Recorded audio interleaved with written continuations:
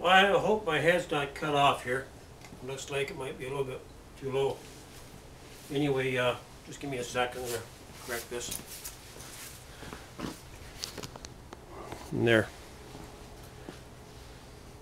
That should be good.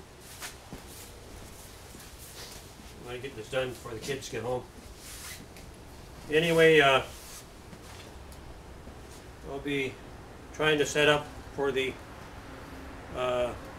hot water test, and eventually, you know, it's going to be a hot water on demand system, but on a large, quite a large scale, and you could probably use it to you know, heat up a small apartment block, or maybe a community of you know, 3 or 4 families. So it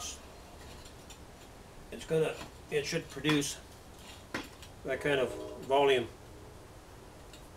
and so that's one project that I'll be working on. That's going to be ongoing. So I'm going to be looking around for the coil, pricing out the copper, see how that, you know, how much that's going to cost, and things like that. And maybe someone out there is going to have a coil kicking around that's going to be under 3.5 inches, and that would be preferable, because you can always, you know, work out the flow rate from there. And all I know is, you know, at the end of the joke pipe, you can set on level 4, it's going to pump out.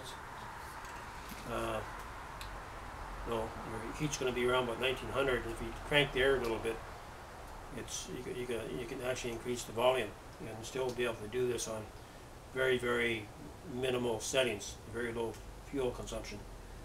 And the end goal is to be able to run all this on wood gas and you know, replace the propane, right?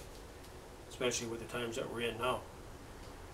And so that'd be the main thing that be kind of shooting towards, you know, making this on-demand hot water system, where both the direct heating of the joke pipe itself and the exhaust is used to generate the heat. So basically what you're going to have is the joke pipe. The joke pipe's going to have, you know, an expanded coil around it, and that's all. And all that's going to fit into a sleeve, which is going to make the exhaust plenum. And you could probably bring the input and output of the water, bringing out that end or bringing out this end. It don't really matter. It could be both. And the exhaust, what to do with the exhaust at that point, I don't know. Maybe bring it back over for like a positive feedback system, where this could be turned into a stove, the top part, or a space heater or something. Anyway, it shouldn't be too much of a problem. The problem is going to be trying to get the heat out of the very, very hot exhaust, and lots of it. Anyway, just like to touch base on where I'm at with the making another joke pipe system cut to the golden ratio. And I've been shopping around for metal. Very, very pricey. And I was getting quotes for Schedule 40. I think it's Schedule 40 1.628 stainless steel stock at about $100 for an 8-foot length. It's not cheap. And maybe the guys here in Maple Ridge, and maybe this Saturday go up there. I was talking to one of them already, and they've been looking at the Joe pipe vids. You never know. You know, they could end up getting that piece of stock for a good price, and that's what I'm hoping. And so with an 8-foot piece, I'd actually be able to make the one, or I'm going to start with the 2 times diameter, 2, 3, 5, 8, 13, and 21. I believe those 5 lengths there could be used, 5 or 6 lengths could be used for testing.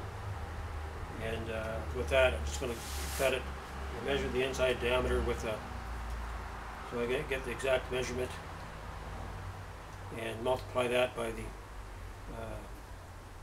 the phi ratio, by the golden ratio, and have each pipe cut to precisely that length. And to start off with, I'm not going to use no washer device, just Joe pipe itself, and just monitor the activity of each one. And hopefully this may be the missing trigger to where the Joe pipe itself phase changes the fuel into the quantum state. And I've seen this, and you know, with the Joe pipe putting all these temperatures now, it's, you know, that's good, but I've seen the Joe pipe do 10 times as much. And I really believe that this here is just a simple signal generator that can be tuned to the frequency of the universe, and where you could actually, you know, generate some kind of a scalar doorway to, you know, bring in the universal energies. And as you know, in scalar technology, there's no such thing as, you know, time and space is not a factor. You know, you could cross light years in a matter of a second, when they've already, you know, proven this. You know, scalar technology is not dependent upon space or time. And I believe this can, you know, is you know, what I've seen 4 years ago. I may have seen a doorway open up to the universal energy, where the Joe pipe generated a scalar doorway, I guess you could call it, or a wormhole. Anyway, this Saturday, hopefully to pick this up. They're open on Saturday, this metal place in Maple Ridge. And Maple Ridge or Pitt Meadows, I think it's Maple Ridge. Go there maybe, and get set up for the Joe pipe and test out this golden ratio to see if it's going to work. So that's my number 2 priority. One being the setting up a test to measure the